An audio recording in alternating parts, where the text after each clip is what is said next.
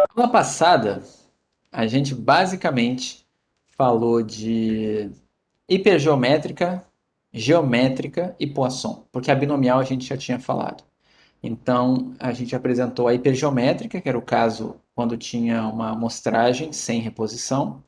Depois eu falei da geométrica, né, que é aquela que contava os experimentos até a ocorrência do primeiro sucesso. E terminamos falando da Poisson. Eu defini para vocês como que era uma variável aleatória que tinha distribuição Poisson, e o mais importante da Poisson é lembrar a definição da variável, né? Que era sempre uma contagem para um período de tempo delimitado ou uma contagem para um espaço delimitado, certo? Então, número de ocorrências no intervalo de comprimento T ou número de ocorrências em uma área de região A, certo? E aí você precisava de uma taxa que você assume que é constante vezes a área. Isso você tem o parâmetro da Poisson, que também é a média da Poisson, em que a gente costuma chamar de lambda, tá? Então, quando alguém fala para você assim, seja x uma variável aleatória com distribuição Poisson, ele já vai dar para você o parâmetro, você já vai saber a média, e na sua mente você tem que imaginar, é uma contagem, tem uma delimitação de tempo ou de espaço. E essa contagem deve ter acontecido segundo aquelas regrinhas lá que eu vi. Quais eram as regrinhas? Essa daqui. Os eventos serem independentes, intervalos de tempo menores ou maiores são proporcionais, as contagens são proporcionais e duas contagens não acontecem ao mesmo tempo. Aqueles princípios todos vêm na sua mente, mas nada disso vai estar nos dados, só vem na sua mente, certo? Outra característica, quando você tem uma variável aleatória com distribuição Poisson, você sabe que a média é igual à variância. Isso é uma coisa muito rara em modelos probabilísticos. Então, se você observar uma contagem que tem média igual à variância, tem grande chance de um modelo Poisson ficar bem para modelar essa variável, tá? E aí, na aula passada, a gente foi nesse exemplo aqui que travou, tá? Eu vou colocar aqui no quadro o que que você precisa. Sempre que aparecer um problema, uma questão envolvendo variáveis aleatórias, modelos probabilísticos, eu sempre recomendo que você defina quem é a variável aleatória e a distribuição dela. A primeira coisa é fazer isso, certo? Então, você vai fazer isso aqui. Você vai colocar x, tá? É o quê? É uma contagem, vamos ver. Número de navios petroleiros que chegam a um terminal em cada dia. Então, a variável é o número de navios que chegam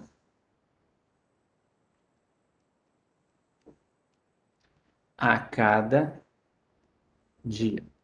Perceba, eu tenho aqui uma contagem e eu tenho uma delimitação temporal. Onde está a delimitação temporal? Aqui, ó, dia. Você tem que ter uma delimitação, certo? E aí o que está escrito? Está escrito que tem distribuição Poisson com média 2. Ou seja, você já sabe, já está dito aqui, que a média dessa variável aleatória é 2. Consequentemente, esse 2 aqui é o nosso lambda, porque no caso da Poisson, a média é o próprio lambda. Então já está dito nesse problema que x tem distribuição Poisson com parâmetro 2, que é o lambda. Ok? Primeira coisa que você faz é isso. Tá? Note que nesse problema já foi dado para você o lambda, não foi dado para você a taxa, não foi dado para você aquela continha que eu falei de taxa vezes lambda. Aquilo é quando você vai pensar no seu problema. Isso aqui é um exercício já pronto, já estão dando para você o lambda calculadinho, certo? Tudo bem aqui? Poisson 2. Aí vamos lá, o que está perguntando? Considere que as atuais instalações podem atender no máximo a 3 petroleiros por dia. Caso mais de 3 petroleiros aportem, né, no mesmo dia, o excesso tem que ser enviado para outro porto. Tá? Então, em um dia, qual a probabilidade de que seja necessário enviar petroleiros para outro porto? O que ele está perguntando aqui? Probabilidade de ter que mandar petroleiro para outro porto. Quando é que eu vou mandar um petroleiro para outro porto? Quando o X assumir que valores?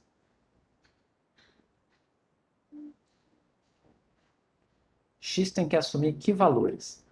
Maior do que 3, sem contar o 3, certo?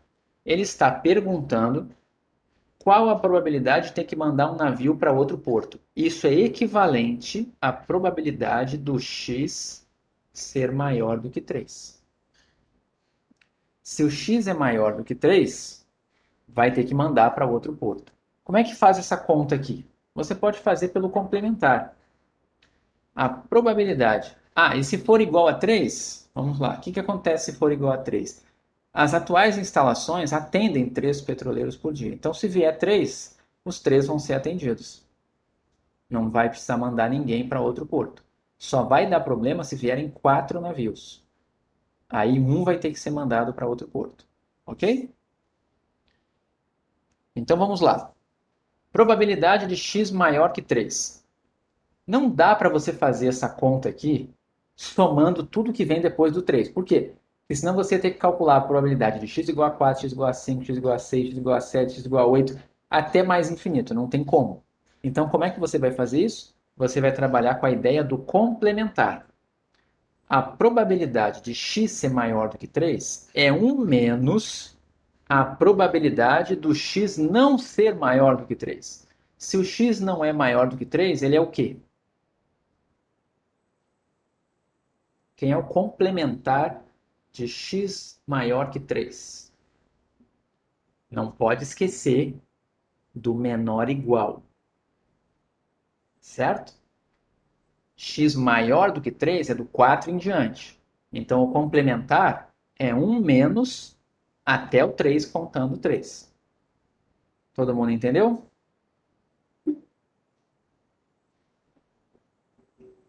Então, vamos ver lá que tem essa conta pronta aqui, ó.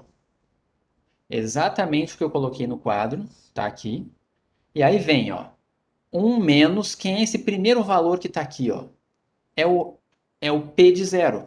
Quem é o P de zero? Vamos olhar aqui a expressão, ó. Olha só.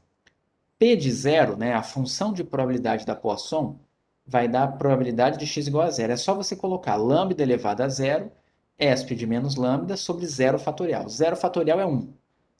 Né? Lambda elevado a zero é 1. E esp de menos lambda, né? Aí tem que ver quem é o lambda. O lambda é 2. Nesse nosso problema aqui, o lambda é 2. Então, o que vai ficar? Ó, 2 elevado a zero, esp de menos 2 sobre zero fatorial. Mais, aí depois vem o p de 1. O que muda? Sempre vai mudar esse expoentezinho aqui e o denominador. Que vai ficar 0 fatorial, 1 fatorial, 2 fatorial e 3 fatorial. E aqui em cima 0, 1, 2 e 3. O resto é igual. Se você fizer essa conta aqui, vai dar essa probabilidade aqui, ó, 0,14. Então, o que significa isso? Esse porto, todos os dias, esse terminal, tem uma probabilidade 0,14 de mandar um navio, de não conseguir atender a necessidade e ter que mandar algum navio para outro terminal. Todo mundo entendeu?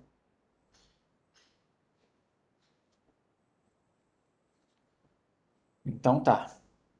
Aqui tem uma outra coisa importante de vocês saberem, tá? Que é o seguinte. Eu vou até escrever aqui no quadro para vocês entenderem. A ideia da aproximação, né? Lembram que eu falei da hipergeométrica? A hipergeométrica é usada, por exemplo, quando você tem amostragem sem reposição, certo? Mas eu disse para vocês que se você utilizar uma binomial, você consegue aproximar uma hipergeométrica, tá? Então, o que foi que a gente viu na aula passada? Uma hipergeométrica que tenha uma população de tamanho m, um número m de elementos com a característica de interesse e uma amostra de tamanho n, pode ser aproximada por uma binomial nzinho, mzão sobre nzão. A gente comentou isso aqui na aula passada, tá? Só que além disso agora, vocês vão descobrir que a Poisson aproxima a binomial. Ou seja, a binomial pode aproximar a hipergeométrica e a Poisson pode aproximar a binomial, certo? Então, só para lembrar, esse carinha aqui, ó, vai ser o P da binomial, tá? Vai ficar NP, que é a probabilidade do sucesso. O que que a gente sabe também? A gente sabe que a Poisson, se você tiver uma Poisson com parâmetro NP, ela vai aproximar a binomial NP, tá? Olha só que interessante. Quem é a esperança da binomial? Se eu pegar, se x tem distribuição binomial NP, quem é o valor esperado de x? A gente viu na aula passada. Se x é binomial NP, o valor esperado de x é n vezes p. Tá? A gente viu na aula passada, vou botar aqui num cantinho aqui, ó. A esperança de uma binomial NP é n vezes p. Tá? E quem é a esperança da Poisson? É o próprio parâmetro que está ali dentro, né? Esse daqui, ó, é o nosso lambda. Então, nada mais justo do que eu igualar. Se eu tenho uma binomial com esperança NP, eu vou aproximar por uma Poisson com esperança NP. Certo? Entenderam a ideia aqui? Por enquanto é meio que assim, aceite. Aceite que vai aproximar. Vai ser parecido. Eu vou explicar quando que é parecido. Tá? E vou dar um exemplo. Tudo bem? Vocês estão entendendo o que eu estou falando aqui? Então vamos lá. Quando que isso vai ser verdade? Quando você tiver n grande e p pequeno.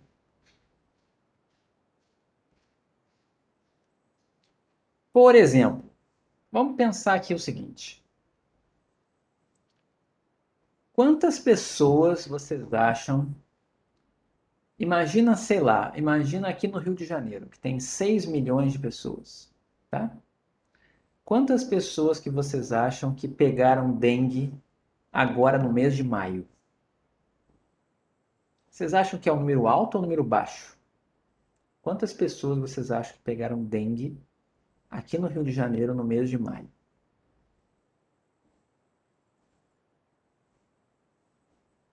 Vocês acham que é um número baixo, certo? Se eu fosse modelar a variável x, número de pessoas com dengue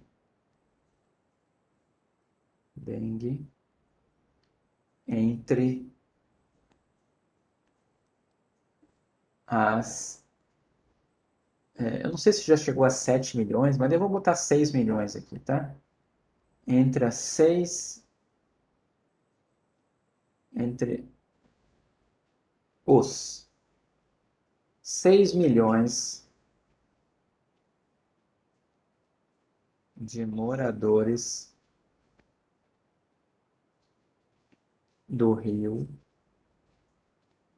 em maio. Qual é o maior valor possível de x?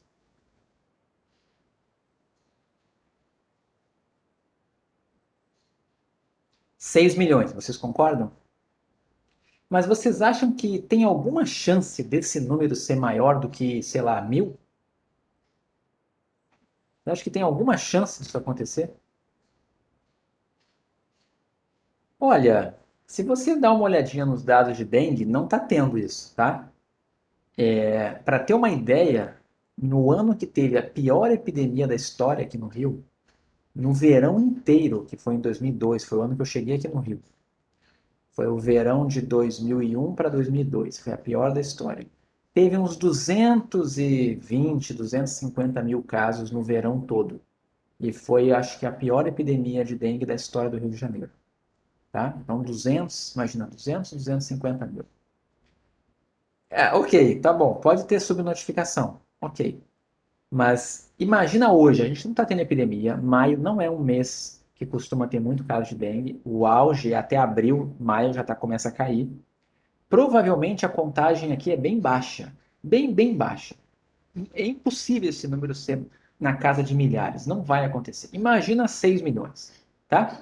Mas a rigor, se eu assumir que cada pessoa é um ensaio de Bernoulli independente, com probabilidade de sucesso bem baixinha de ter a dengue, tá?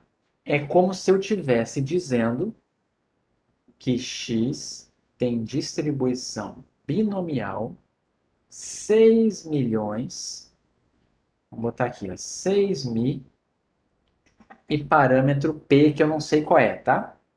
Mas vamos imaginar aqui que esse P seja bem pequenininho, é a probabilidade de uma dessas pessoas em 6 milhões ter dengue, certo? Vamos imaginar que é muito baixa essa probabilidade, tá? Tanto é que, se você fizer o valor esperado de x, que vai ser 6 milhões vezes p, certo? Provavelmente esse número deve ser menor que 300, menor que 200, com certeza, de repente é menor até que 100. Mas vamos aqui fingir que é 300, tá legal? Menor que 300. 300 num universo de 6 milhões é muito pouco, certo? Eu estou com um N muito grande e um P muito pequeno. Tanto é que esse P, que eu não sei qual é, mas é alguma coisa que multiplicando 6 milhões dá menos de 300. Essa situação aqui, ó, se ao invés de você utilizar esse modelo, você utilizar esse modelo aqui, X tem distribuição Poisson com parâmetro 6 milhões vezes P. Tá? Vamos assumir que isso aqui dá menor que 300. Pode ter certeza que vai ser muito mais fácil de fazer as contas e de modelar com a Poisson do que com a binomial. Entenderam isso que eu falei? É só você pegar o valor esperado da binomial e colocar como parâmetro da Poisson. Que a binomial tem dois parâmetros. Todo mundo entendeu a ideia? Tá? Então, vou dar um exemplo. Eu já modelei casos de dengue. Meu mestrado, minha dissertação de mestrado foi estudar justamente essa epidemia de dengue que teve no Rio aqui em 2001, 2002. Tá? E naquela época, eu cheguei a trabalhar com um modelo binomial, com número de casos por bairro, e trabalhei com a Poisson. Os resultados eram idênticos. Idênticos. Não tinha diferença nenhuma. Tá? Sendo que no caso da binomial eu tinha dificuldade de fazer as contas por causa de um fatorial que aparecia lá. Tá? Mas com certeza dá muito parecido porque o N era muito grande e o P pequeno. Tá? Se não tiver essa situação de N grande e P pequeno, a aproximação vai ser ruim. Então aqui eu vou mostrar no slide o que está escrito. Ó. Quando temos uma variável aleatória que segue um modelo binomial NP, onde N é grande e P é pequeno, podemos aproximar por uma Poisson NP. Então a lição é essa aqui. Aqui tem um exemplo. Ó. A Poisson 10, tá? Aqui na verdade ela está ligada por uma linha vermelha, só para a gente enxergar melhor, mas são pontos. Tá? Para cada valor de x inteiro tem um pontinho que é a função de probabilidade da Poisson, essa vermelhinha aqui, tá? Então, por exemplo, quem é P de 20? É a probabilidade de x igual a 20. Essa probabilidade está aqui, ó, próxima de zero. Quem é P de 10? Está aqui, deve ser, sei lá, 0,12, a probabilidade de 10, certo? E aí eu só liguei eles por essa cor vermelha para poder enxergar melhor, mas lembrem que são pontos, não é uma linha, ok? A vermelha é uma Poisson 10 e a azul é uma binomial 20,5. Quem é o valor esperado da binomial 20,5? 10. Então elas são comparáveis. São duas distribuições com média 10 e que medem contagem. Certo? Olha, elas aqui, ó, você vai dizer, não está tão parecida, né? Elas não estão tão parecidas. Por que não está tão parecida? Porque eu tenho o N20, que não é grande, e o P05, que não é pequeno. Mas olha agora, eu vou fazer o seguinte, olha essa daqui. Eu continuo com a Poisson 10. E se fosse uma binomial 100, 0, 1? Olha o que acontece. Qual é o valor esperado dessa binomial aqui? 10 também. Olha o que acontece com n igual a 100 e p igual a 0,1. Olha como já dá muito parecido a função de probabilidade da Poisson 10 com a binomial 100, 0,1. Estão vendo? Pode ter certeza que uma aproximação aqui já fica boa. E agora, olha essa daqui. 1000 e 001. Tá? Também tem valor esperado 10. E estou comparando com uma Poisson 10. Praticamente idêntico. A gente prova isso matematicamente. Então nem precisa o N ser na casa de milhões, como eu tinha falado no caso do Rio de Janeiro. Basta 1000, certo? Basta modelar qualquer evento que tenha apenas 1% de chance de acontecer na população. A binomial já fica a cara da Poisson. Estão vendo? Então isso aqui é só uma evidência para vocês de que em muitos problemas práticos, às vezes vale mais a pena você modelar como Poisson do que como binomial. E esquece que tem limite superior. Essa binomial aqui, ó, o valor de x vai de 0 a 1000. A Poisson vai de 0 a mais infinito. Mas é muito improvável essa Poisson assumir um valor maior do que 1000. Olha aqui como é que é a função de probabilidade. Passou de 30, olha quanto é que está a probabilidade. Já é praticamente zero. Entenderam? Então não tem problema eu ter colocado uma Poisson que pode assumir valor 1000, 1.000.000, 1.000.000.000, se eles não têm chance de acontecer. Não tem problema nenhum. Ok? Todo mundo entendeu aqui? O que são esses gráficos? É o gráfico da função de probabilidade das duas. Uma converge para a outra, matematicamente. Entenderam? Então vamos lá. Vocês conseguem pensar numa variável aleatória com distribuição binomial que poderia ser modelada por uma Poisson no mundo real? Eu dei um exemplo já, mas vocês conseguem imaginar alguma coisa que teoricamente é binomial, mas que daria para aproximar por Poisson por causa dessa característica de n grande e p pequeno? Vocês conseguem pensar em alguma coisa?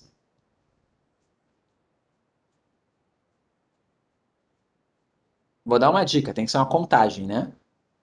Tem que ser uma contagem, provavelmente que envolva pessoas, porque além de doenças pandêmicas, pode ser, além de doenças pandêmicas, existe uma outra coisa que é muito modelada por Poisson também, que tem algumas dissertações, acidentes e também crimes, né? Então, por exemplo, o número de homicídios em Copacabana ou o número de homicídios no Rio de Janeiro, certo? Mesmo que você venha dizer para mim que muita gente morre no Rio de Janeiro, se você contar quantas pessoas morrem no Rio de Janeiro em relação à população, do ponto de vista probabilístico, é um evento raro, vamos dizer assim, no sentido de que se você sair na rua agora, a probabilidade de você ser assassinado, ela é pequena.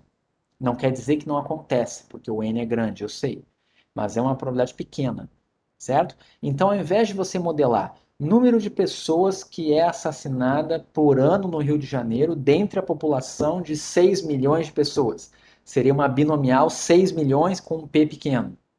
É mais fácil você modelar número de pessoas assassinadas no Rio de Janeiro em um ano.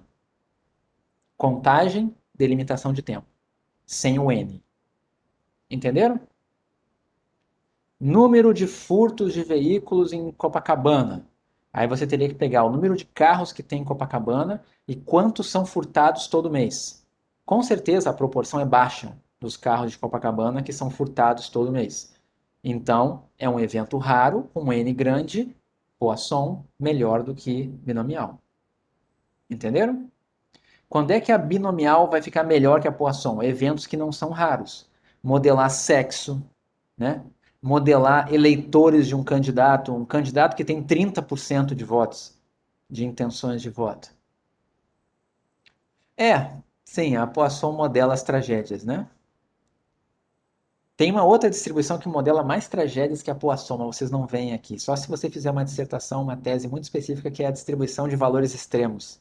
distribuição Gumbel ou a distribuição Pareto generalizada, são distribuições para modelar extremos. Então você modela grandes tempestades, modela grandes enxurradas, modela grandes enchentes, temperaturas altíssimas, temperaturas baixíssimas, só eventos extremos, tá?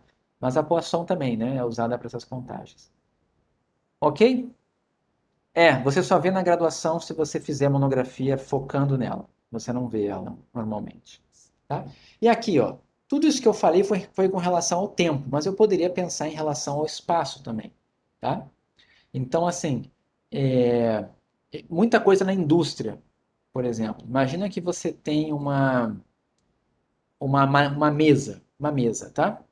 Se você pegar numa lupa assim, a mesa, ela vai ter vários defeitinhos, micro defeitos, certo? Então, quantos defeitos uma mesa produzida tem? Essa mesa pode ter defeito em toda ela, mas você só vê com uma lupa.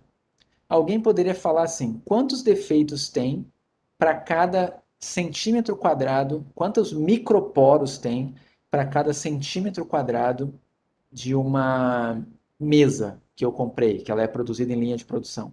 Isso seria uma distribuição Poisson. Ou então, número de ervas daninhas, né? Eu dei aquele exemplo a cada metro quadrado numa plantação. Número de formigueiros a cada hectare numa plantação, né? Número de gafanhotos. Também, lá vem as pragas de novo, né? Mas são também outras formas de trabalhar com Poisson, delimitando no espaço e não no tempo. Ok? Tudo bem? Tem mais um exemplo aqui. Quando faz uma pesquisa de opinião com diversas perguntas, não posso usar? Peraí, não entendi a sua pergunta. Deixa eu ver. Quando faço uma pesquisa de opinião, com diversas perguntas, estou entendendo, né? Não pode usar. Por que que você não pode usar? Você pode usar a produção. Pode usar a poação. Se eu aplicar um questionário com diversas perguntas, com perguntas diferentes, eu posso aplicar a poação, mas aí eu tenho que fazer individualmente, é isso? Não, você vai Para cada definir. uma das questões eu aplico. Cada questão do seu questionário é uma variável aleatória, diferente de outra, certo? A questão 5 do teu questionário é uma variável aleatória. A questão 7 do teu questionário é outra variável aleatória.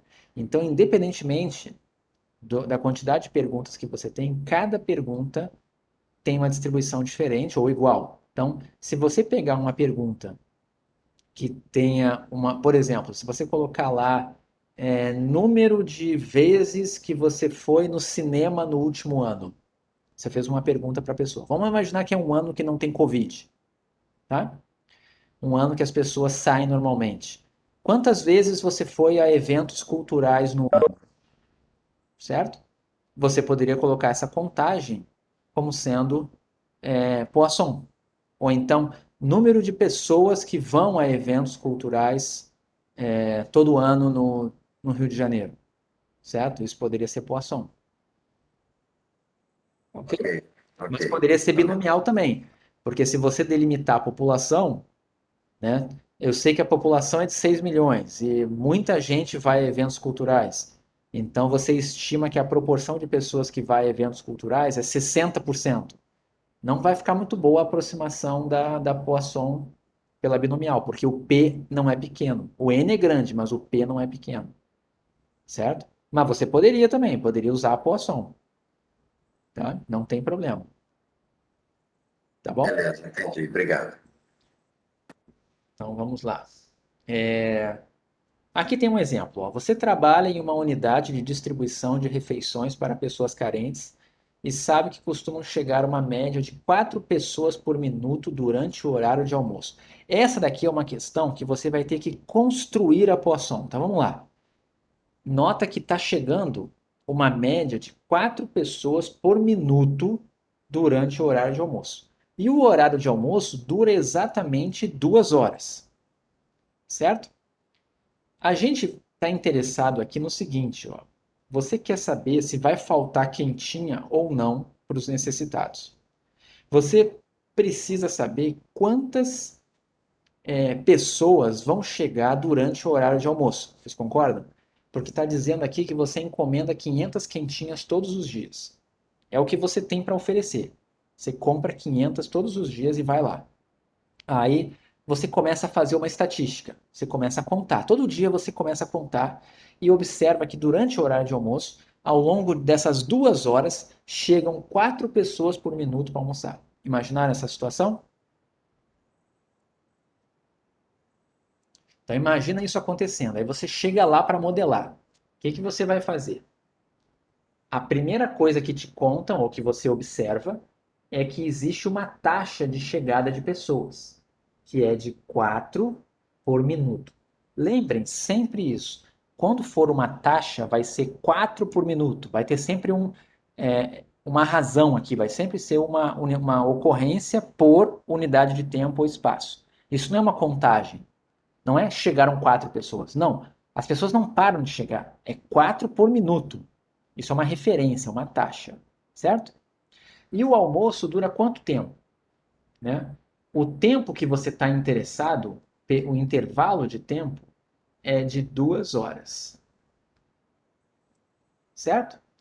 Então, você quer saber o que é aleatório nesse problema? São quantas pessoas que vão chegar no almoço, concorda?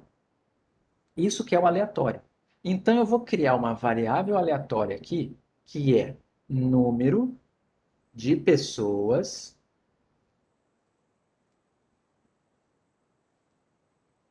que chegam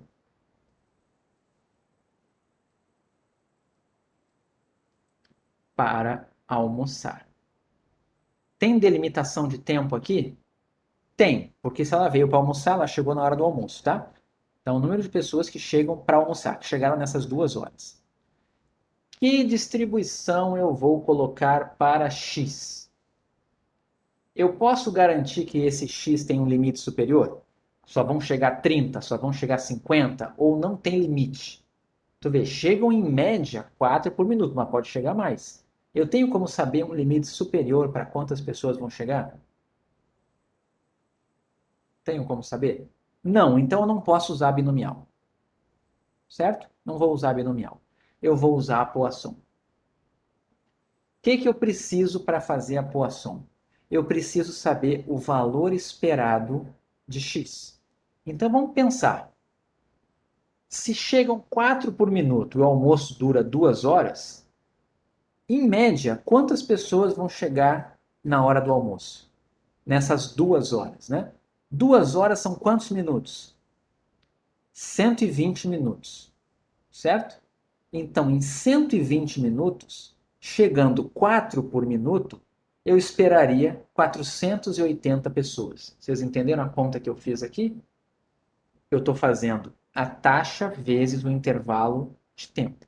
Então, vai ser a taxa, que é 4 por minuto, vezes 120 minutos. Isso tudo vai dar o meu lambda da Poisson, que é o valor esperado. Entenderam? Aqui eu construí a Poisson. Entenderam? Então virou uma Poisson com média 480. Aí agora o que ele quer saber? Qual a probabilidade de faltar quentinha? Quando é que vai faltar quentinha? O que tem que acontecer com o X para faltar quentinha? Tem que ser maior do que 500. Todo mundo entendeu?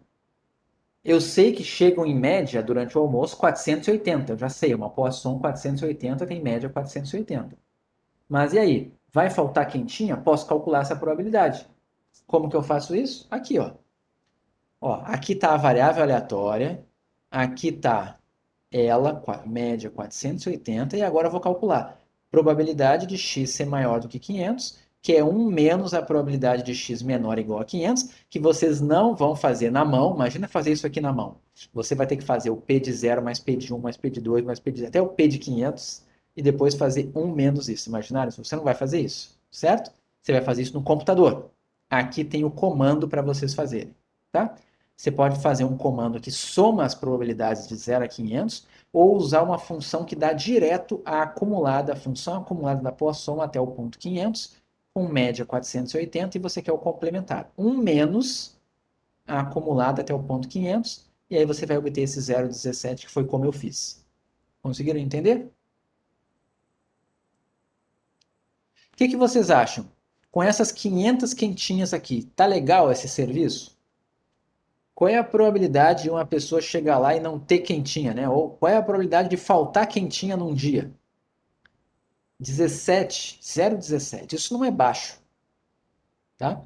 Praticamente a cada 6 dias, um dia está faltando quentinha para os necessitados. Ele deveria encomendar mais. Conseguiram entender? E eu fiz isso tudo. Perceba que a gente fez isso tudo. Se você fosse um cara na rua lá que quer fazer esse estudo, você só precisava fazer uma observação: ficar contando por alguns dias quantas pessoas chegam em média por minuto na hora do almoço. Se você tiver essa conta, todo o resto você chega numa probabilidade que é a sua previsão aqui. E aí você mostra para o pessoal que organiza e fala: olha só, isso aqui é a probabilidade de faltar quentinha, tá complicado, vamos mudar isso aqui. Entenderam? Aí alguém pode perguntar para você: tá bom, mas eu quero que essa probabilidade aqui, ó, a probabilidade de faltar quentinha, seja de no máximo 5%. Quantas quentinhas eu tenho que produzir? Eu tenho que trazer? Essa é a segunda pergunta, tá? Eu quero garantir que a probabilidade de faltar quentinhas seja menor que 5%. Então eu tenho que descobrir quem é o valor de Q, que esse Q aqui é o número de quentinhas que eu tenho que produzir, que faz com que a probabilidade seja menor que 0,05. E aí aqui eu estou dando a resposta já. Se você colocar 515, a probabilidade de faltar quentinha é 0,0538. Se você colocar 516, a probabilidade de faltar quentinha é 4,92%. Então, a solução é: coloque, leve todo dia 516 quentinhas, que a probabilidade de faltar cai de 17% para 4,9%, praticamente 5%. Conseguiram entender?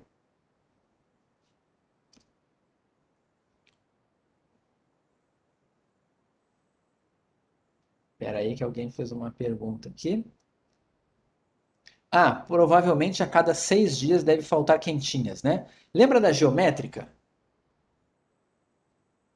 Nesse caso aqui eu chutei um Q até alcançar 5%. Foi isso. Nesse caso, tá? Tem situações que eu consigo encontrar uma expressão matemática para isso, mas aqui eu tenho que chutar no caso discreto. Eu sei que é mais de 500, mas não é muito mais de 500. Viram que não faz tanta diferença, né? Olha a grande diferença que faz. Você já produz 500. Basta produzir mais 16, que a probabilidade caiu de 17 para 5%. Não vale a pena? Sabe? Aí alguém me perguntou: da onde veio esse 1 a cada 6? Eu já respondo essa pergunta que foi colocada agora, tá? Mas eu vou responder primeiro a que foi colocada antes. Da onde veio o 1 a cada 6, né? Lembra, isso aqui é um evento que a cada dia a probabilidade de faltar quentinha é 0,17, concorda? Então, eu poderia criar uma variável aleatória que é número de dias até a ocorrência da primeira falta de quentinhas. Isso vai ter distribuição geométrica. E a esperança da geométrica é 1 sobre a probabilidade. A gente viu na aula passada. Seria 1 sobre 0,17. Quanto que é 1 sobre 0,17? 1 sobre 0,17. 5,88. Mais ou menos 6. Foi daqui que veio. Ok? Agora, olha a diferença. Quando eu baixei para 5%, já fica 1 sobre 5%, que vai dar 20. Entendeu? Então, assim, essa situação aqui, ó, atual, falta quentinha, em média, a cada 5, 6 dias. Se eu começar a produzir 516 quentinhas, vai faltar uma vez a cada 20 dias, em média. Porque é o 1 sobre a probabilidade de sucesso, é como se fosse uma geométrica. Número de dias até a ocorrência da primeira falta. Entenderam? Eu levei mais tempo do que eu esperava para terminar esses slides aqui, mas não tem problema. Ok? Todo mundo entendeu aqui? Juan, quer falar alguma coisa? Não? Então tá. Aí aqui, ó, tá? Um exercício, né? Só para a gente fazer junto aqui. Vamos pensar que você está interessado em estudar ocorrências de crime em uma grande metrópole. Por exemplo, Rio de Janeiro. Me digam aqui uma variável que você poderia criar que tivesse a distribuição Bernoulli. Escrevam aí. Ah, eu não, desculpa, antes eu tenho que responder uma pergunta. Eu tenho que responder uma pergunta. E se a solução for reduzir o horário de almoço? Como a gente calcularia o quanto que teria que reduzir para as 500 serem suficientes? Vamos lá. Primeiro que reduzir o horário de almoço é sacanagem, né? Que você vai atender menos pessoas, certo? Então vamos lá. Se você, olha só aqui, ó. Olha como a gente construiu. Em 120 minutos, dava 480 pessoas chegando, certo? Se você reduzisse o horário de almoço para 1 hora, o que ia acontecer? O número de pessoas que chegam em 1 hora seria 4 vezes 60, o valor esperado. Entendeu? Porque vai ser sempre a taxa vezes o intervalo de tempo. Então, se você reduzir o horário de almoço pela metade, você vai esperar que vão chegar aqui 240 pessoas, certo? E aí realmente vai sobrar quentinha, certo? Se você não vai mais precisar das 500. Só que aí tem um detalhe. Se você mudar o horário de almoço, provavelmente a taxa vai mudar. As pessoas vão chegar correndo, provavelmente, e vão tentar se amontoar. E aí, ao invés de chegar 4 pessoas por minuto, talvez cheguem 8 pessoas por minuto. E aí, o que vai acontecer? Se aumentar para 8 pessoas por minuto, vai ficar 8 vezes 60, vai dar os 480 de novo. Não vai mudar nada o teu problema. Vai continuar sendo uma Poisson 480. Ok? Poema. Entendeu? Então tá, agora vamos voltar lá. Vai que o orçamento é fechado, é ótimo. Deixa eu voltar lá então para o último slide. Ocorrência de crimes numa cidade. Pense numa variável aleatória com distribuição Bernoulli. O Thiago já escreveu ali. O indicador, né? Não é bem indicativo, né? Seria uma variável indicadora se a pessoa foi assaltada no último mês. Então seria: foi assaltada é 1, é sucesso; não foi assaltada é 0, é fracasso. Seria distribuição binomial. Não, desculpa, Bernoulli. Todo mundo entendeu o exemplo que o Thiago deu? Vamos lá, binomial. O fracasso é ser assaltado, mas depende. Se você modela a ocorrência de crime, o sucesso é a ocorrência. Certo? Lembre que o sucesso é o interesse, não é a coisa boa, tá? Não tem problema nenhum. Mas enfim, a gente fala isso, né? Eu concordo. É esquisito falar que aconteceu um sucesso, uma pessoa foi assassinada, que horror, né? Mas enfim. Binomial. Alguém me diga uma binomial que daria para ser usada com crimes aqui no Rio de Janeiro. Gustavo, eu tenho uma dúvida dessa Oi. da binomial. Hum. Vê se encaixa. Eu posso dizer número de, sei lá, número de assaltos que uma pessoa recebeu em um mês, em que o N seria 30 e a probabilidade de ser assaltado no dia, sei Não lá. pode. Não pode, porque o número de vezes que a pessoa vai ser assaltada você não sabe. Ela é aleatória, não é fixa. Ah, sim, Tá? verdade. Pode. O N tem que Mas, ser uma coisa fixa. mas e se for, por exemplo,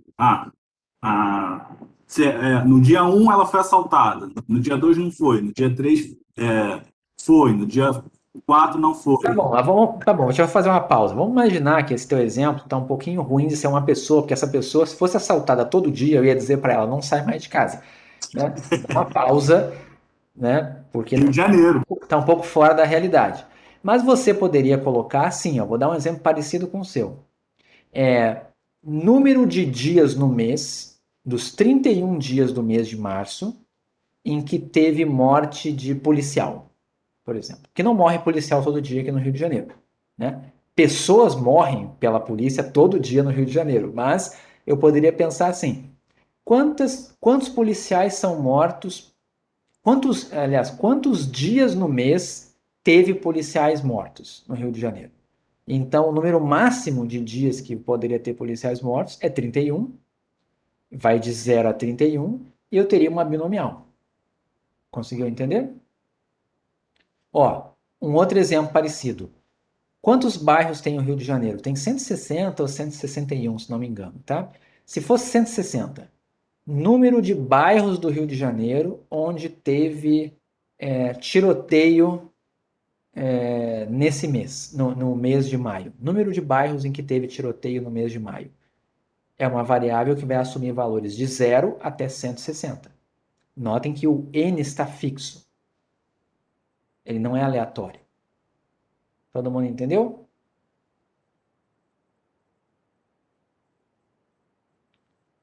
Não poderia fazer probabilidade de ser assaltada considerando o total de registros de assalto? Mas aí vamos lá. E se uma pessoa foi assaltada 2 vezes, como é que você ia selecionar essa pessoa? Como que seria seu estudo? Seria selecionar uma pessoa ou você vai contar o quê? Eu te pergunto assim, quem é a variável aleatória? Porque para ser binomial tem que ser número de ocorrências em N ensaios de Bernoulli. Então, quem seriam essas ocorrências e quem seriam os N ensaios? Você vai dizendo que o N seria total de registros de assalto. Você vai contar o que lá? Número de registros de assalto no mês no Rio de Janeiro que envolveram latrocínio. Aí sim, aí pode, porque aí você vai pegar o total de assaltos que teve no Rio de Janeiro e quantos que resultaram em latrocínio. Aí realmente não tem como o N passar, não tem como o número de ocorrências passar o total de assaltos. Aí pode, entendeu?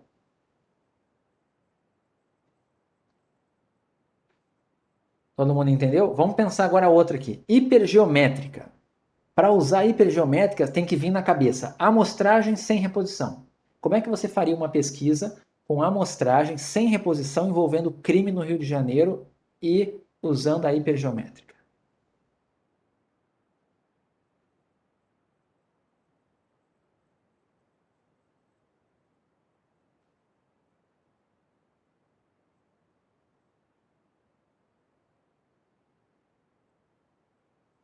Ninguém tem ideia?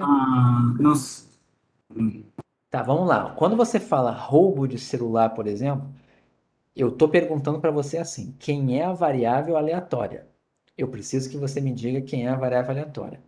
O roubo de celular é o tema da sua pesquisa, mas eu preciso que você me diga quem é a variável aleatória. Eu vou até relembrar aqui, ó. Vou colocar a binomial negativa para a gente lembrar o que que você precisa olhar. Desculpa, a hipergeométrica, né? Aqui, ó. Leiam aqui. Assuma que tem uma população com N elementos, dos quais M tem uma característica de interesse. Você vai selecionar uma amostra sem reposição de tamanho N e vai definir a variável aleatória X, número de elementos com a característica de interesse na amostra. Me deem um exemplo disso envolvendo crime aqui no Rio de Janeiro. Você precisa pensar na variável, no N, no M e no Nzinho.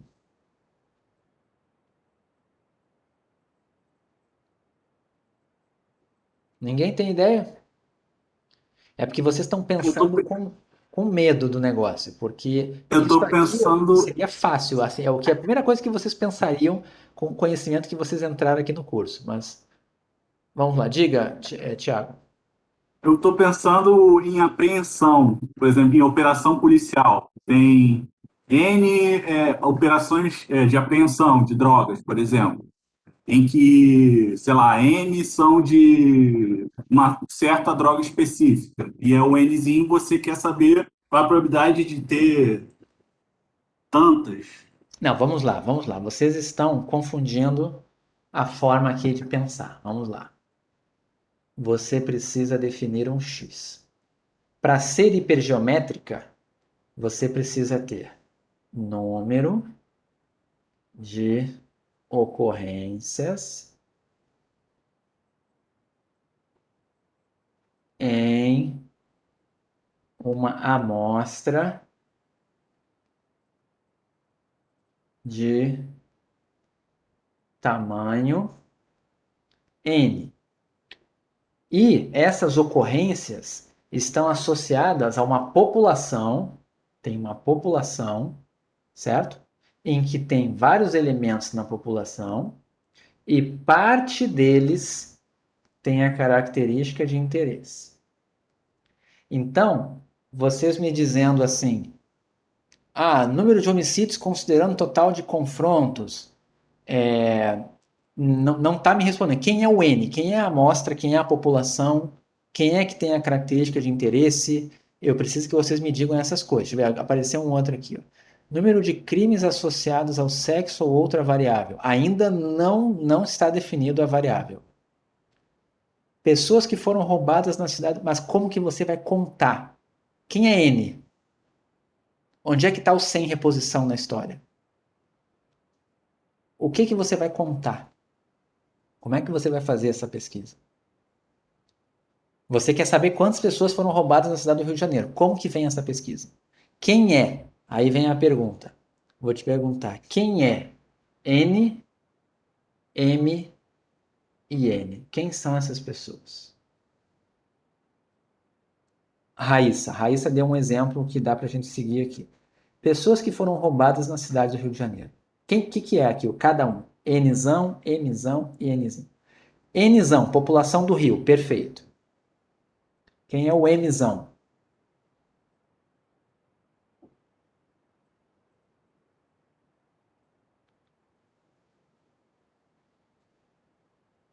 Pessoas que foram assaltadas. O Thiago respondeu, mas é exatamente isso, tá, Raíssa? O Mzão é o número de pessoas que foram assaltadas aqui no Rio de Janeiro, que você não sabe exatamente quais são, mas você sabe que tem. O que é o Nzinho?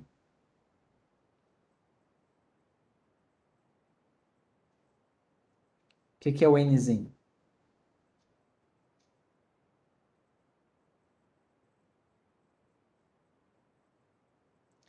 Exatamente, é o número de pessoas que você vai entrevistar. E você vai fazer essa amostragem sem reposição. Entendeu? E aí sim você vai criar a variável aleatória que é x, número de pessoas assaltadas na amostra de tamanho n. Entenderam?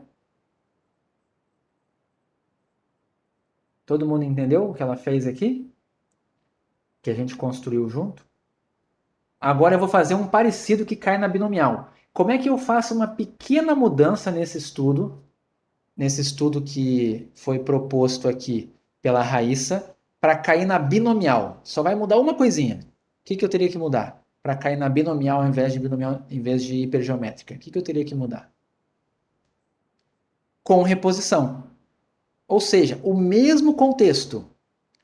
Total de pessoas do Rio de Janeiro, existe uma parte dessa população que foi assaltada. Eu vou pegar uma amostra de Nzinho, é o número de pessoas que eu vou pegar, mas eu vou fazer isso com reposição. Pronto. O número de pessoas assaltadas na amostra vai ter distribuição binomial. Entenderam? E a hipergeométrica é o que mais tem, tá? Lembram lá do caso da eleição, né? Quantos eleitores um candidato tem? Existe a população, existe o número de eleitores dele, tem o tamanho da amostra que eu vou fazer a pesquisa, e o meu X é o quê? Número de pessoas na amostra que apoia o candidato. Sim, Raíssa, vai poder entrevistar a mesma pessoa mais vezes. Só que aqui no Rio de Janeiro, a probabilidade de você selecionar 2 vezes a mesma pessoa é praticamente zero. É muito pequena. Tá legal? Mas se acontecer, teria que entrevistar 2 vezes. Você não entrevista 2 vezes, você considera a resposta dela 2 vezes. Gustavo, Como se tivesse um peso 2. Oi, diga, Thiago. eu percebi que é um pouco complicado para encaixar isso aplicado, né? Porque na graduação a gente vê muito exemplo com bolinha, em cestinha, etc.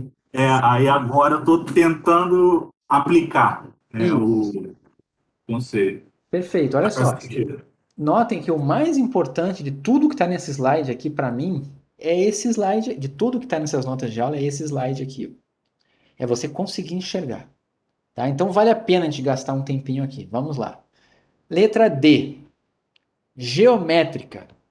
Me diga uma variável aleatória com distribuição geométrica associada à ocorrência de crime no Rio de Janeiro. Eu vou até facilitar para vocês, vou colocar aqui a geométrica. Geométrica. Olha lá o que é a variável x. Leiam lá. Está em negrito. Número de ensaios de Bernoulli realizados até a ocorrência do primeiro sucesso. Me digam uma variável aleatória associada a crime que tenha essa cara aí.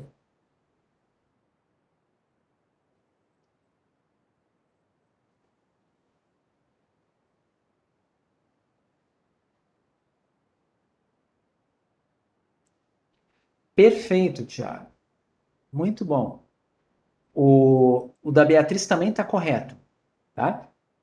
O do Thiago é muito utilizado, certo? O do Thiago é muito utilizado. Número de carros parados numa blitz até pegar o primeiro ali que estava embriagado, por exemplo, né? Você vai estar fazendo ensaios de Bernoulli até a ocorrência do primeiro sucesso, certo? O sucesso seria pegar alguém numa infração. A Beatriz colocou: vou entrevistando pessoas até encontrar a primeira que já foi sequestrada, certo? Todo mundo entendeu? Se você assumir que poucas pessoas foram sequestradas no Rio de Janeiro, vamos assumir que no Rio de Janeiro a probabilidade de ser sequestrado é de 1 em 100 mil, sei lá. Imagina que é 1 sobre 100 mil a probabilidade de você ser sequestrado num ano, certo? Então, quantos anos em média? Não, é muito pouco, né? Vamos botar de probabilidade de ser sequestrado aqui no Rio, vamos botar uma situação pior, né? Meio é ótimo. Vamos botar que é 1 em 100, 1 sobre 100. Perfeito? Então a gente esperaria 100 anos em média até que você fosse sequestrado, em média. Certo? É sempre 1 sobre a probabilidade. Se fosse meio a chance, como o Thiago botou, seria esperar 2 anos que você ia ser sequestrado, em média. Todo mundo entendeu esse exemplo? E agora, por fim, Poisson. Lembrem, para ser Poisson tem que ser ocorrência delimitada por tempo ou espaço. Esse é o mais fácil de todos. Ocorrência por tempo ou espaço, aqui no Rio de Janeiro. Número de pessoas assaltadas por minuto no Rio de Janeiro, perfeito. Número de assaltos de ônibus no mês no Rio de Janeiro. Certo?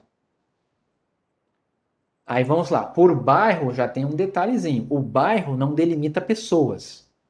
Delimitar espaço, você vai ter que usar uma variável que tenha relação com o espaço. Certo?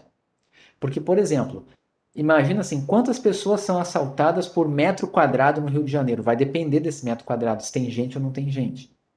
Então, não pode ser contagem de pessoas se ela não depende do espaço, tá? Mas eu concordo com você que poderia ser assim. Vamos dividir o Rio de Janeiro nos 160 bairros, né? Então, vou contar quantos assaltos eu tenho que aconteceram nos limites daquele bairro. Ok, pode ser. Só que a gente tem aquele problema, né? Eu não acredito que a chance de você ser assaltado em todos os locais dentro do bairro é a mesma. Então, mas enfim, dá para fazer também. Então, eu não vou dizer que tá errado, tá certo o teu exemplo, tá bom? Tá certo. Eu poderia pensar num exemplo ambiental também, né? Número de árvores nativas por metro quadrado ou por quilômetro quadrado no Rio de Janeiro, sabe? Ou então, número de árvores, ou então alguma coisa que envolvesse alguma questão ambiental, certo? Ocorrência de algum animal, alguma coisa, né? Apesar que aqui é exemplo de crime, né? Então esquece meus exemplos todos, eu estava falando ambiental, tem que ser crime, né? Então, voltando para o crime, poderia ser realmente por bairro, tá? Ok? Todo mundo entendeu que nesse caso só delimitou o tempo ou espaço e não tem limite superior? Tá? Ou até se tem, é muito grande. Nada que me impeça de utilizar a Poisson. Tá? Então, isso aqui é muito importante vocês saberem modelar segundo isso para mim é mais importante do que fazer a conta da probabilidade. Certo? É mais importante do que fazer a conta da probabilidade. É saber quando que usa uma ou a outra. E eu garanto para vocês, tem muita gente que estuda estatística avançada, sabe fazer, que é o exemplo, né, que o Thiago Neto estava dando. Eu sei tudo de hipergeométrica, mas só com bolinhas e urnas. Sabe? Me dá aí uma urna que tem bola vermelha, bola azul, bola preta. Qual é a probabilidade de eu selecionar uma bolinha de tal cor? Consegue. Mas coloca isso no mundo real. Transforma essas bolinhas em pessoas, em crimes, em ocorrências, né? Isso é o mais difícil, tá? E é isso que vocês podem ter mesmo sem muito conhecimento matemático. Porque o que vocês precisam guardar, por isso que eu botei em negrito sempre, tá? As coisas mais importantes eu coloquei em negrito aqui, ó. Quem é a variável aleatória x, ó, na Poisson? Quem é a variável aleatória x na geométrica? Estão vendo? Quem é a variável aleatória x na hipergeométrica? Não está em negrito, deveria estar, mas está aqui, ó. Número de elementos com a característica de interesse na amostra. Na binomial também tem. Cadê aqui a binomial? Total de sucessos nos N ensaios de Bernoulli. E a Bernoulli, né, que é aquela basicamente em que você diz que ela é 1 se é sucesso ou 0 se é fracasso. É uma variável indicadora. Ok? Então guardem isso, tá? Guardem isso que é muito importante.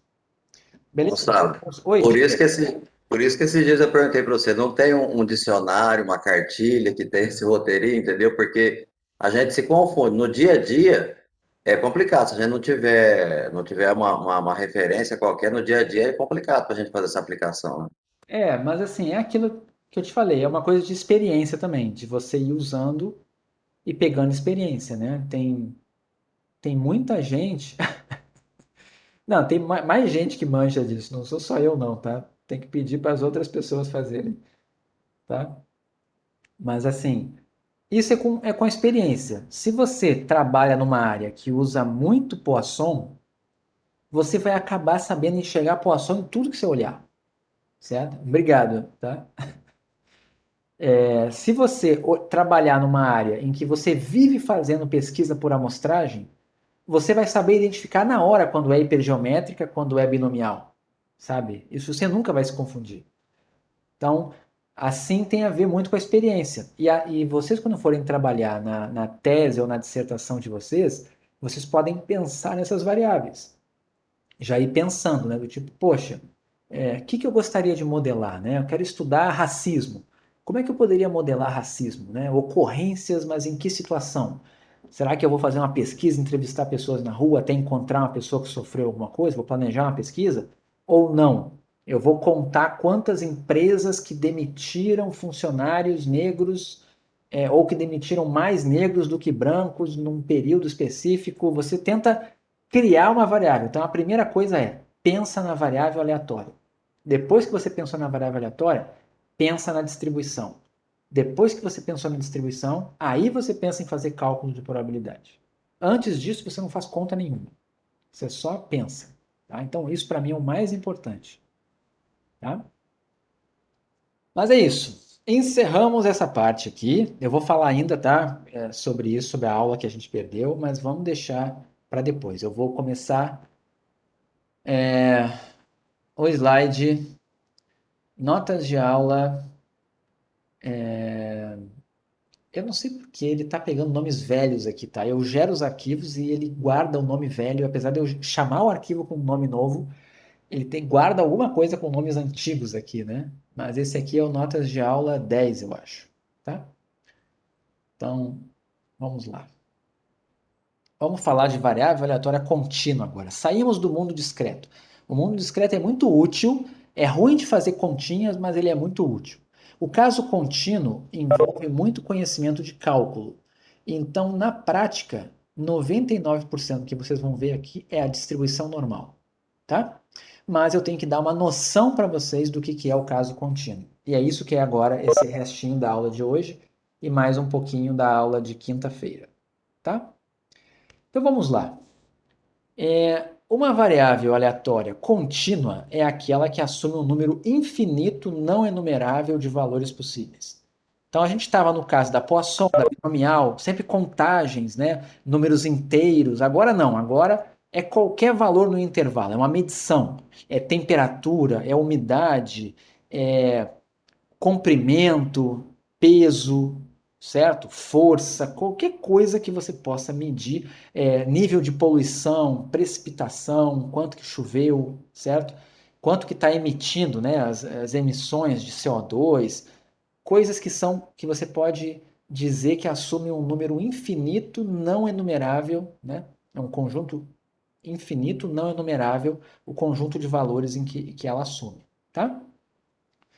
E basicamente, então, a gente está diante de intervalos. Você precisa saber o intervalo de variação da sua variável aleatória. Então, aqui, um exemplo, tá? Tem muito exemplo disso na área das biomédicas, né? Então, um exemplo aqui. Considere um experimento que consiste em registrar o tempo em minutos até que um determinado medicamento produza o seu efeito em um paciente. Vamos imaginar que vai ser contado em minutos, mas eu posso utilizar, por exemplo, 6,5 minutos, 6,76 minutos. Eu posso botar qualquer número real positivo como resultado desse experimento, certo? Então, esse é o experimento, espaço amostral dele, 0 a mais infinito. Isso aqui são todos os resultados possíveis de tempo até que o medicamento faça efeito no paciente, tá? Eu estou diante, então, de um espaço amostral não enumerável. Vou definir uma variável aleatória, tá? Eu posso fazer de várias formas, tá? Aqui tem uma variável aleatória que é a seguinte. Imagine agora que a bula do remédio afirme que os efeitos esperados do medicamento devem ocorrer em até 1 hora. Imaginaram isso aqui? Isso aqui é uma, uma informação que está na bula e vai te ajudar a criar uma nova variável aleatória. Você não é obrigado a trabalhar com essa variável aqui, ó, definir uma variável que é tempo até o medicamento fazer efeito. Eu posso criar a variável que eu quiser.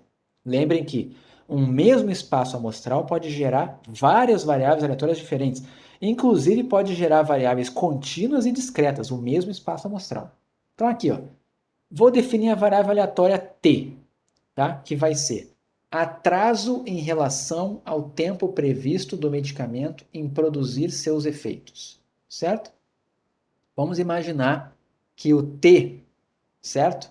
Vai ser 0 se esse ômega aqui, ó, é o resultado do espaço amostral. Aconteceu o experimento, aconteceu o ômegazinho, né? Fui lá, dei o remédio para a pessoa levou 70 minutos para passar a dor de cabeça dela, para passar o efeito, né? Não era dor de cabeça, para passar o efeito. Então o ômegazinho foi 70. Então o que vai ser meu atraso? Vai ser 70 menos 60. Atrasou 10 minutos o efeito. Todo mundo entendeu? Por outro lado, se alguém falar o medicamento fez efeito em 50 minutos, o atraso foi 0. Essa variável t aqui, ó, ela vai assumir esses valores possíveis, de 0 a mais infinito, certo? Incluindo o 0, tá? E ela vai ser uma variável contínua. Aqui eu não vou entrar em detalhes matemáticos, tá? Mas se você for matemático, você vai descobrir que ela é uma variável que tem um pedacinho dela que é discreto, mas eu não vou comentar aqui, não importa para vocês, tá? O que importa é que é uma variável aleatória construída em cima de um experimento que gerou um resultado contínuo, tá? Uma medição contínua. Mas eu criei ela como sendo atraso. É uma variável nova que eu inventei. E essa variável ela vai ser contínua, porque o conjunto de valores possíveis que ela assume aqui, ó, ele é não enumerável. Eu não consigo contar quantos elementos tem aqui dentro. Ok até aqui? Então vamos lá. Outra. Suponha que você tem. Sabe aqueles. Não pode ser relógio tradicional que anda de um em um, tá? Você já viram aqueles reloginhos que o ponteiro parece que anda de forma contínua? Que ele vai se mexendo sem parar, não anda assim de um em um, né? De segundo em segundo. Imagina que você tem um relógio e o ponteiro dos segundos pode parar em qualquer instante por defeito técnico, certo? Está lá funcionando, ok? Aí você vai criar uma variável aleatória x, que é o momento de parada do ponteiro. Você vai anotar onde que ele estava apontando quando parou.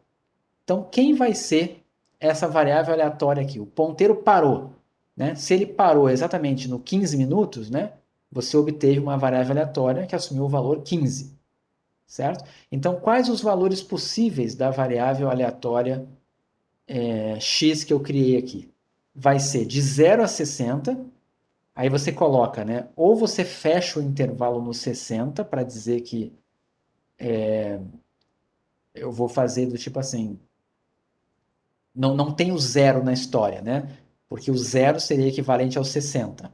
Ou eu posso definir que não tem o 60, que o 60 é o zero, tá? Mas enfim, no fundo, é o intervalo de 0 a 60 são os valores possíveis que você tem de parada desse ponteiro do relógio.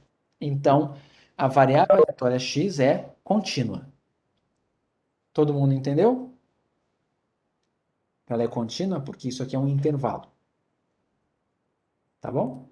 Então vamos lá. Note que existem infinitos instantes nos quais o ponteiro pode parar. Todos eles têm a mesma chance. Vocês concordam comigo que o relógio, a princípio, não tem por que acreditar que ele vai parar em algum ponto específico? Então, a primeira coisa que vocês têm que saber é que no caso contínuo, qualquer probabilidade pontual vale zero. Isso é extremamente não intuitivo. Aliás, é intuitivo, mas esquisito, certo? Se eu perguntasse para você assim, qual é a probabilidade do relógio parar exatamente no 15 minutos? Exatamente no ponto 15. Vocês concordam que ele parar no 15 é muito improvável, porque ele poderia parar no 15,1, no 14,9999999, no 15,000001. Como é que eu vou saber que ele vai parar exatamente no 15? É um ponto num intervalo que tem infinitos valores aqui dentro. E eu tenho infinitos valores entre 14,9 e 15,1, por exemplo. Entendem? Então, a chance de acontecer um ponto exato é zero. No caso contínuo, sempre vai ser assim. Você nunca vai calcular. Então, vamos lá. Estou no caso contínuo. Você está com aquela variável tempo até o medicamento fazer efeito. Você nunca vai calcular isso aqui. Qual é a probabilidade do tempo até o remédio fazer efeito? Ser 3 minutos. Você não vai calcular isso, porque isso aqui é zero. Não importa o número que você bote, sempre vai ser zero. A probabilidade de t igual a alguma coisa é sempre zero. O que você vai fazer? Você vai calcular coisas desse tipo aqui, ó. T menor do que 3, maior do que 3, entre 3 e 5, você vai calcular a probabilidade de intervalos, nunca de pontos. Entenderam isso? No caso discreto, a gente calculava a probabilidade de pontos. Qual é a probabilidade de acontecerem 5 crimes? Qual é a probabilidade de eu observar um sucesso?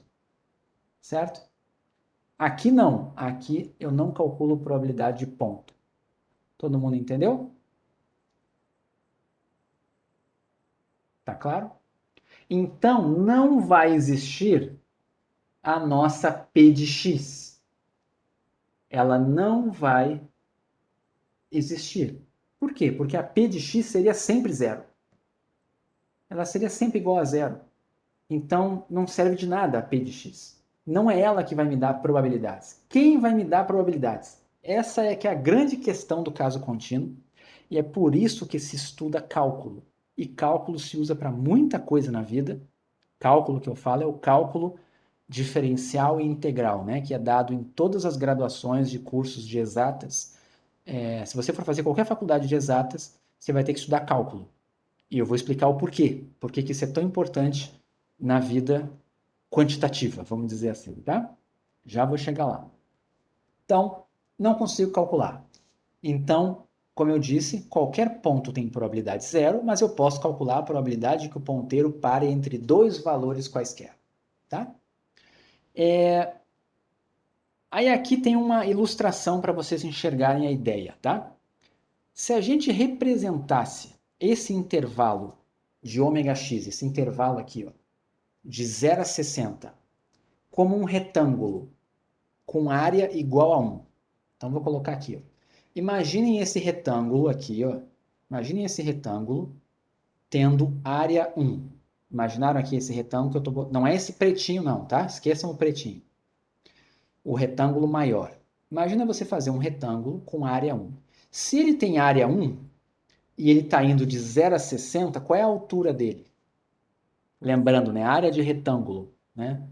Tem que fazer base vezes altura. Quem vai ser a altura? Todo mundo concorda que tem que ser 1 sobre 60? Porque se você tiver a altura aqui, ó, no 1 sobre 60, você vai ter base, que é 60, vezes a altura, que é 1 sobre 60, vai dar área 1. Entendeu? Esse ponto aqui é exatamente 1 sobre 60. O número que está aqui. Só que não estou mostrando, mas é ele aqui, tá? Todo mundo entendeu? Imagina que isso aqui tem área 1. Perfeito? Até aqui? Agora vejam se faz sentido. Se eu perguntasse para vocês assim, qual é a probabilidade do ponteiro parar no intervalo de 0 a 60? Qual é essa probabilidade? O ponteiro vai parar. Qual é a probabilidade dele parar entre 0 e 60? 1. Todo mundo concorda que é 1 essa chance? É 100% de chance que vai parar entre 0 e 60? Todo mundo concorda? Que tem sentido? Então, vocês concordam que essa área poderia muito bem representar a probabilidade? Se de 0 a 60 tem probabilidade 1, a área do retângulo associado em cima do intervalo de 0 a 60 tem que dar 1. Agora vamos lá, usando a intuição. Qual é a probabilidade de parar entre 0 e 30? Do ponteiro parar entre 0 e 30, o instante 0 e o 30. Vocês concordam que é 0,5, que é 50%? E aí eu vou perguntar, quanto que dá a área dessa figura aqui do retângulo que vai do 0 ao 30 com altura 1 sobre 60? Quanto dá a área?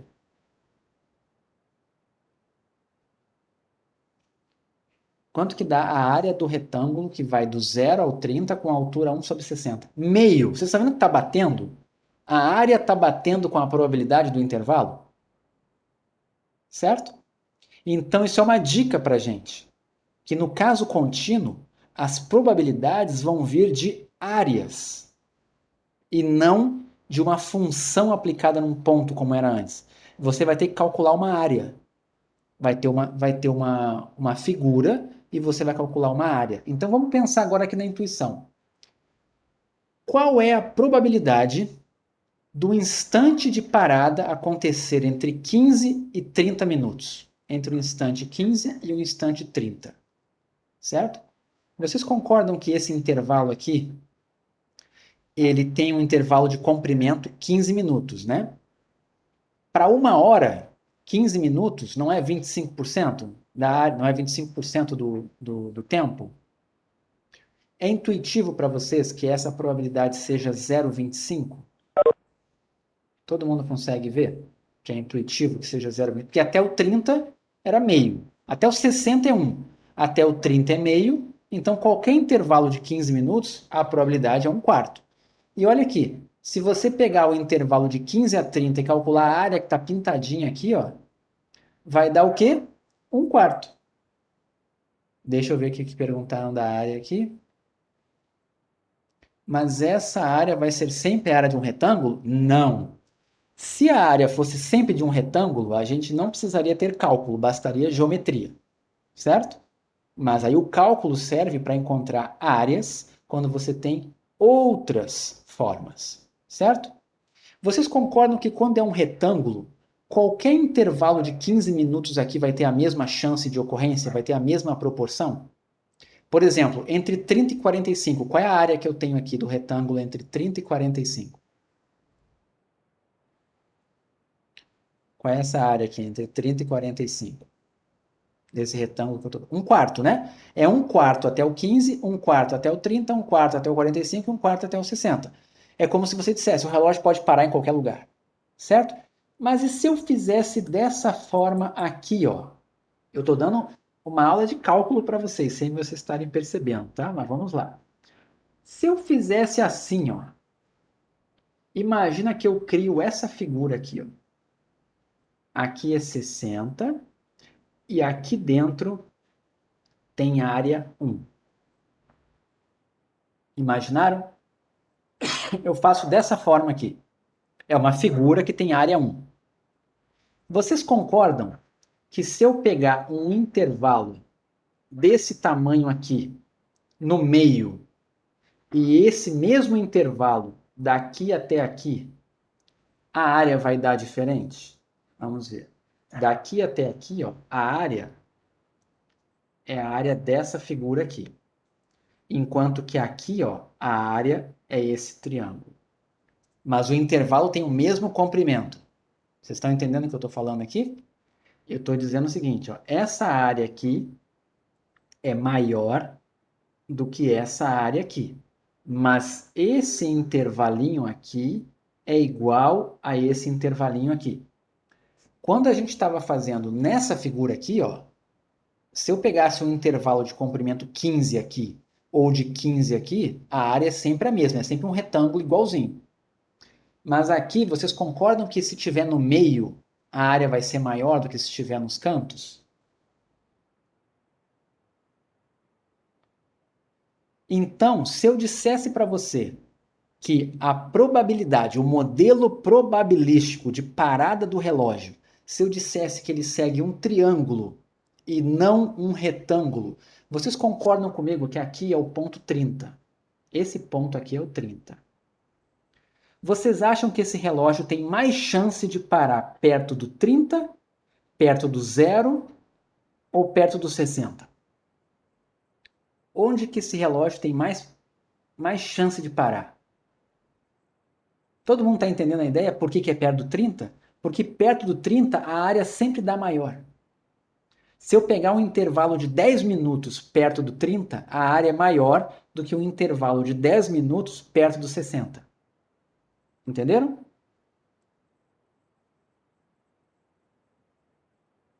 Entenderam essa ideia? Peraí, alguém falou de independente. Aqui não tem muita ideia do independente ainda não, tá? Deixa eu ver aqui o que escreveram.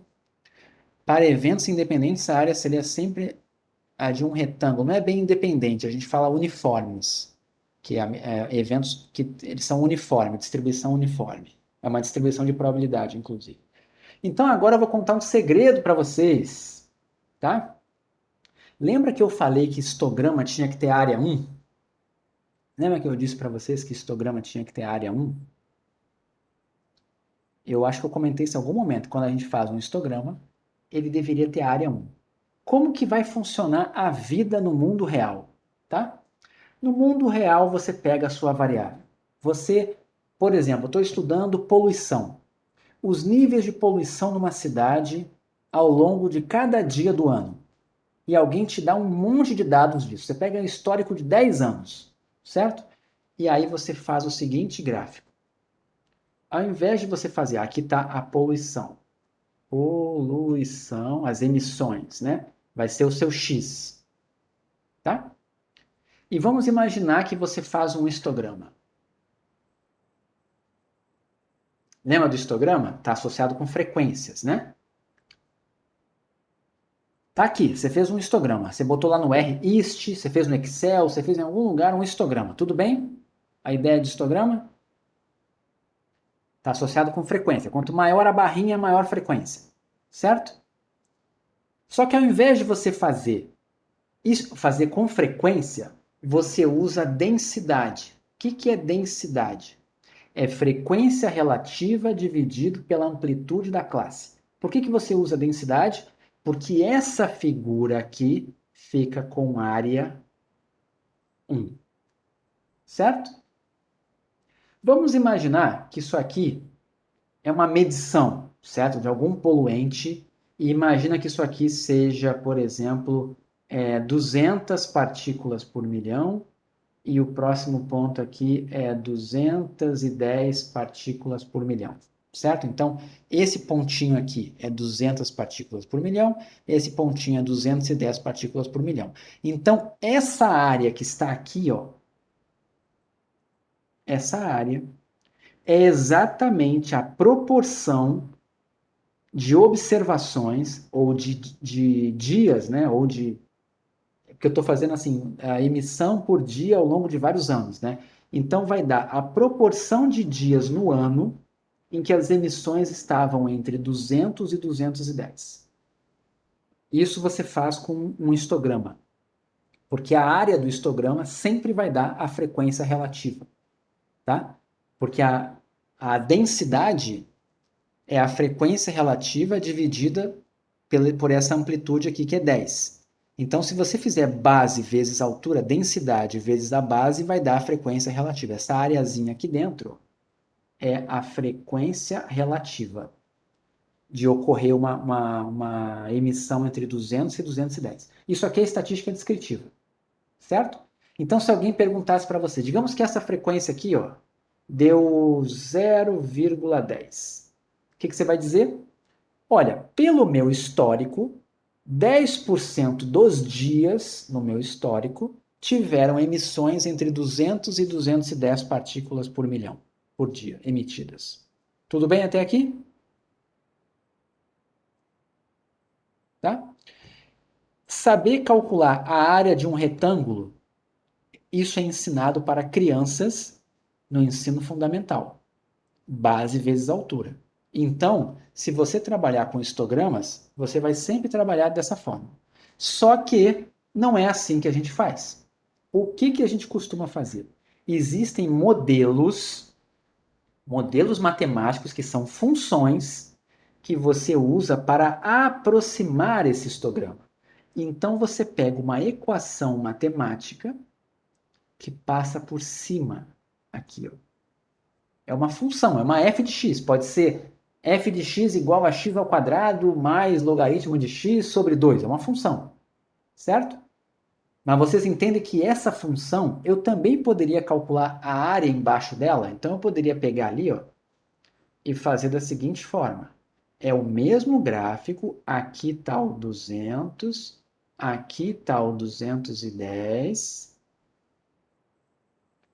E aí eu ajustei ali uma função que fez assim, e eu poderia pegar aqui e fazer assim, ó.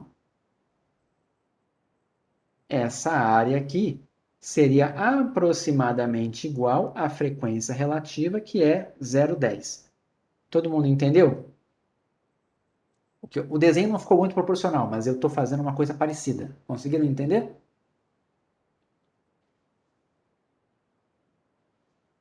A ideia aqui?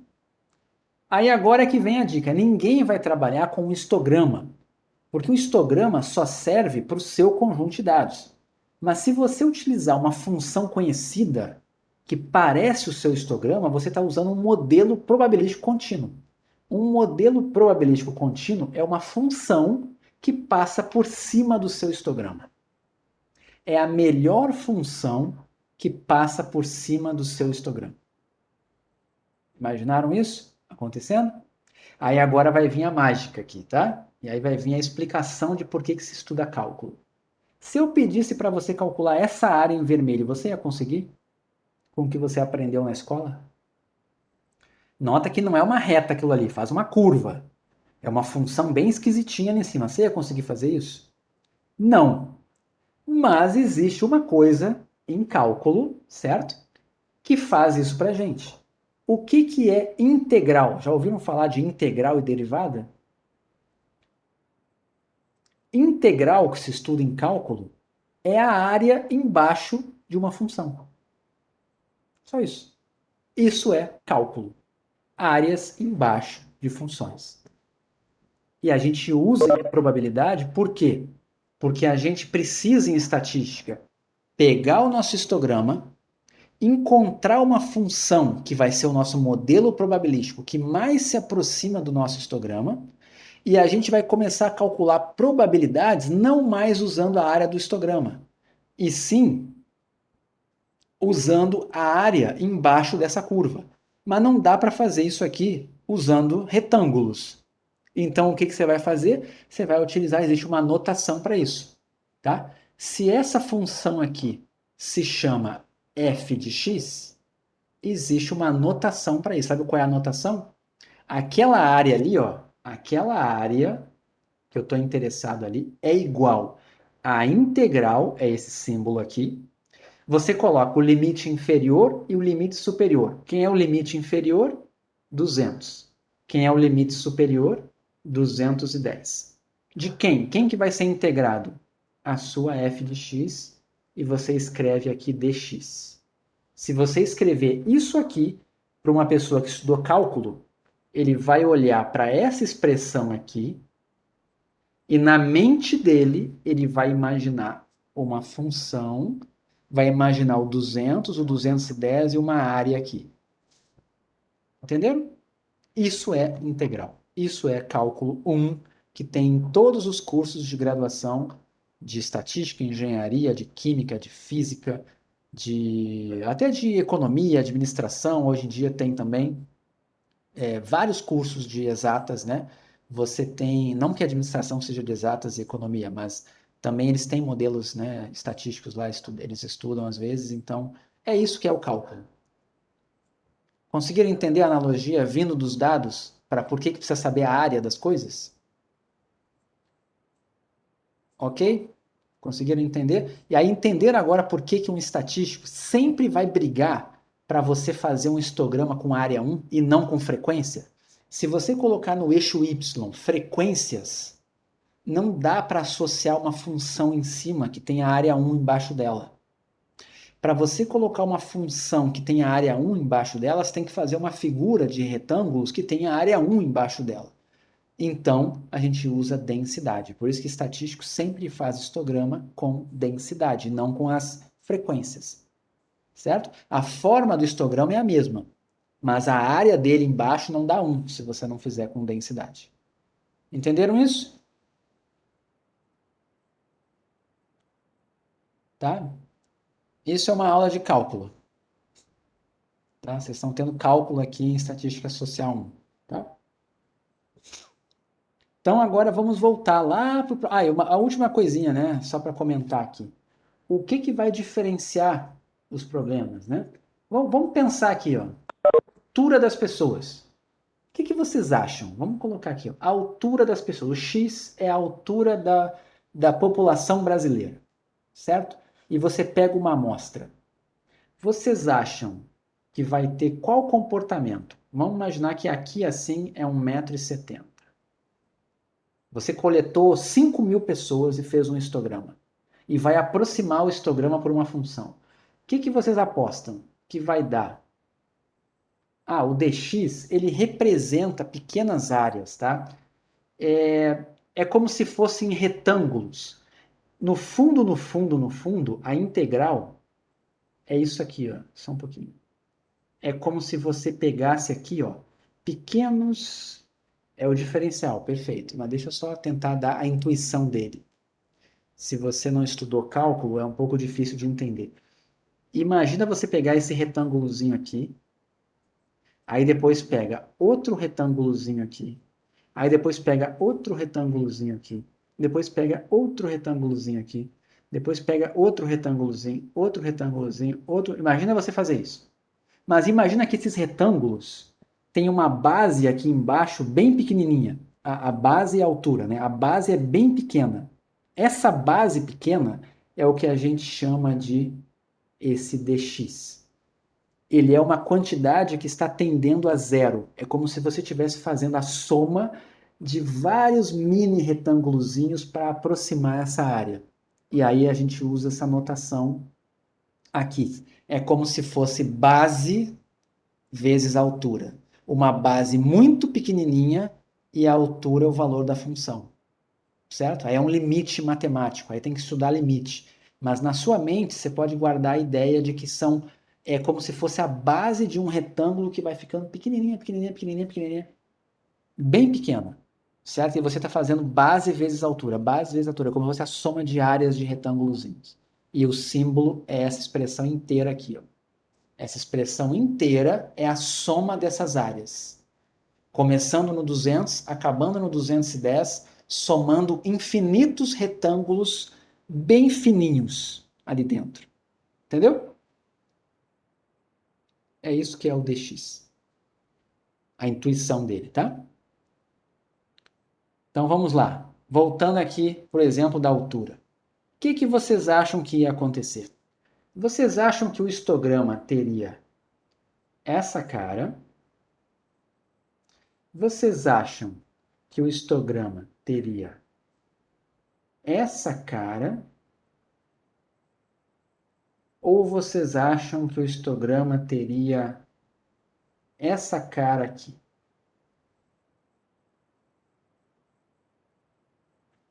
Vamos imaginar que ele desceu aqui.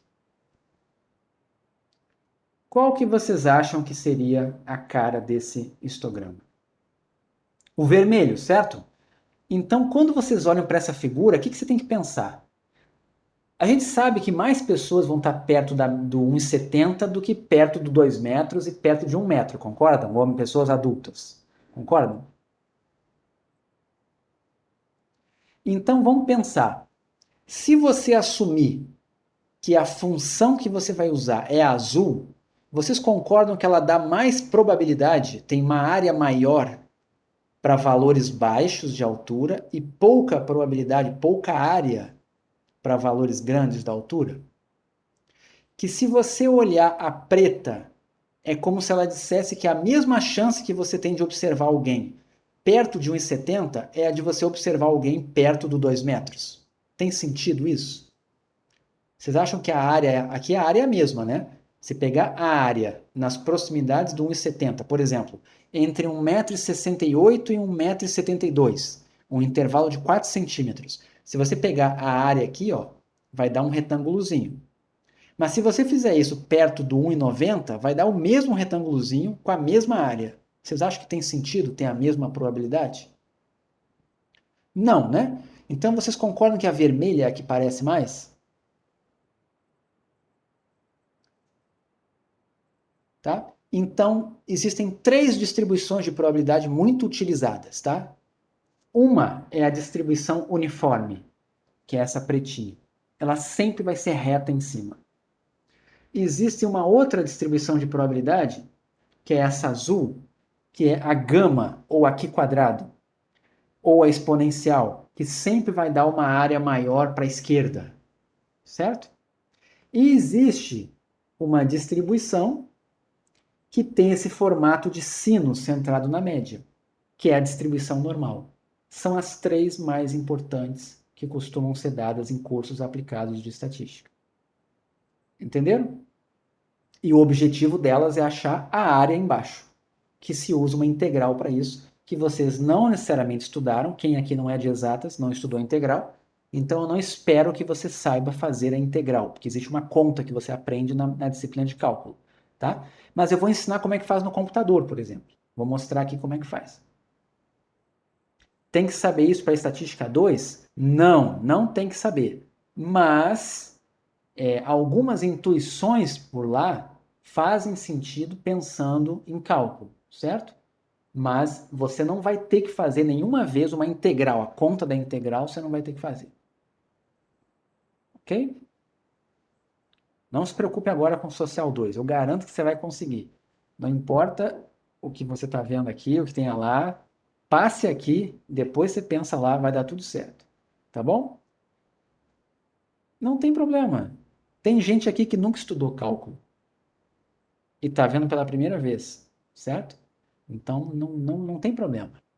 Eu, a primeira vez que eu fiz cálculo, eu reprovei também com louvor quando eu entrei na graduação, tá? Eu entrei na graduação, fiz cálculo 1. Eu lembro que teve um dia, eu quase gritei na sala de aula porque eu não entendia nada daquele negócio. Eu fiz um ensino médio muito ruim e eu reprovei assim com louvor, mas eu aprendi, né? E depois no outro semestre eu passei e estudei e foi isso. Passou com uma maquete. Bom, depois você me conta essa história. Ok? Toda essa introdução que eu fiz tem a ver com esses slides todos, tá? Então agora eu vou mostrar aqui, vocês agora tendo essa intuição, vai ajudar vocês a entender melhor os slides. Então vamos lá. A área escura do gráfico representa a área associada à soma de infinitos pequenos intervalos existentes entre os números 15 e 30. Essa área, equivalente à área do retângulo de base 15 e a altura 1/60, representa a probabilidade do x estar naquele intervalo. certo? Matematicamente, esse cálculo é expresso através da integração da função f de x no intervalo 15 a 30. F de x é essa função aqui, ó, tá? Ok? Então, isso foi mais ou menos o que eu tentei mostrar no quadro para vocês. Então, assim, ó, só para vocês saberem, tá? Quem sabe fazer integral, tá? Consegue fazer essa conta aqui, ó. Vocês não precisam se preocupar com isso, certo? A gente concluiu de modo intuitivo que essa área da curva dava 0,25. Mas aqui, para quem sabe cálculo, vai saber que esse é o símbolo, que foi o que eu escrevi no quadro, e vai saber que representa isso daqui, e vai saber sair daqui e chegar aqui. Mas não se preocupe, vocês não precisam disso, tá? Então vamos lá. No caso de variáveis aleatórias contínuas, o que vai ser essencial então? Definir essa função f de x. A gente vai ter que criar uma f de x que embaixo dela tem a área 1. Esse é o nosso objetivo agora. Lá no caso discreto, o nosso objetivo era ter uma função p de x que me desse as probabilidades nos pontos. Eu já vou falar sobre isso, tá? Aliás, vou falar agora, olha só. Olha aqui. Lê o segundo parágrafo. Em qualquer ponto, a probabilidade é sempre zero, ok? Então, qual é a probabilidade do x ser 15? É zero. Qual é a dele ser 30? É zero.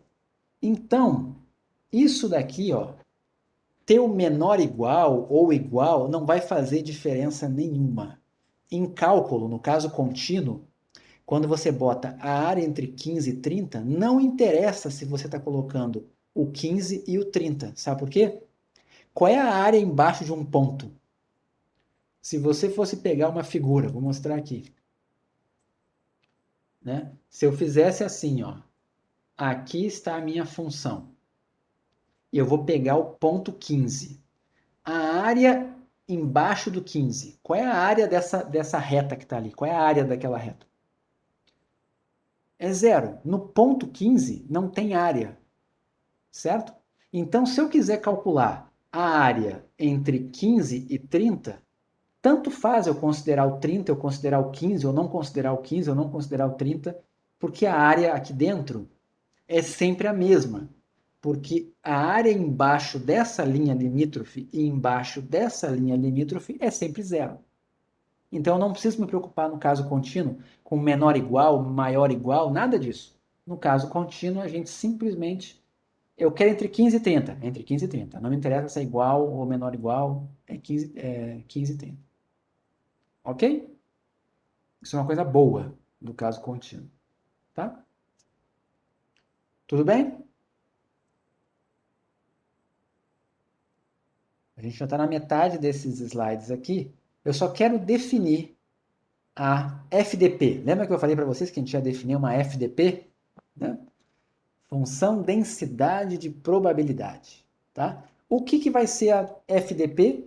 É essa função que parece o histograma, que passa por cima do histograma. Ela vai ser chamada de função densidade de probabilidade.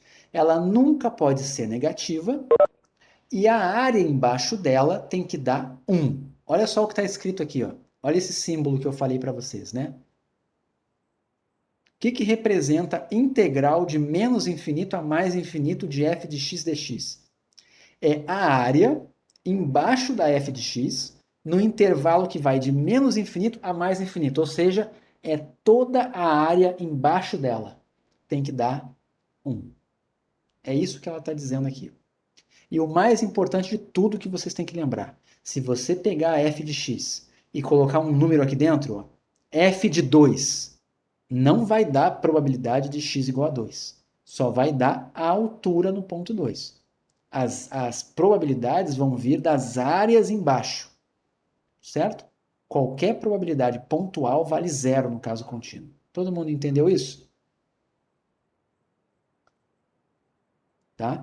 No caso discreto, P de 2 é probabilidade de x igual a 2. No caso contínuo, f de 2 é só a altura da função no ponto 2. E se alguém perguntar para você, então quem é a probabilidade de x igual a 2? Zero. Ok? E aí aqui, ó, exemplos de funções. Tá? Aquelas três que eu mostrei para vocês lá, essas três aqui. Essas três funções aqui, ó, tá? A azul, a vermelha e a preta. Elas vão ter caras desse tipo aqui, ó. Se for f de x igual a uma constante, ela vai ser tipo a preta, vai ser retinha.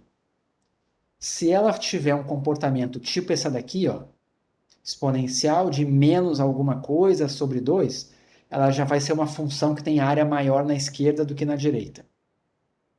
E se ela for uma função que tem esse exponencial de x ao quadrado com um negativo, ela já vai ter esse formato de sino aqui. São as três mais conhecidas. Então aqui tem o gráfico dessas três que eu coloquei no quadro, aqui tem o gráfico delas. Esqueça que está pintado, tá? Não é para prestar atenção que está pintado não, tá? O pintado é a área 1. Então, a primeira começa no 0 e vai caindo assim, ó. E a área preta toda vale 1. A segunda tem o formato de sino e a área embaixo dela preta vale 1. E a terceira é aquela constante que dá um retângulo de área 1. Certo? São três exemplos e são as três que a gente costuma ensinar. Aqui com vocês eu vou ensinar só as duas primeiras, porque essa aqui é bem intuitiva. Ela é tão intuitiva, mas quase não tem aplicação para o que vocês vão estudar aqui no mestrado. Ela é muito útil em muitas coisas, mas aqui no mestrado essas duas primeiras são mais úteis. A do meio nem se compara, essa do meio é a distribuição normal, a gente vai focar muito nela. Ok? Deixa eu ver se tem mais alguma coisa aqui. Eu vou deixar isso aqui para da 14 em diante eu vou deixar. Como é o nome da primeira mesmo? Exponencial ou gama. Espera aí. Deixa eu ver a pergunta da Beatriz. Professor, não entendi. A f de x não é a FDP? FDP é a integral de x? É isso? Não. Vamos lá. Aqui, ó. Vamos lá. Vamos fazer o desenho. Você tem o histograma. Aí você vai ajustar uma função que passa por cima, que é uma f de x, que é chamada FDP. E a área embaixo da f de x é que dá 1.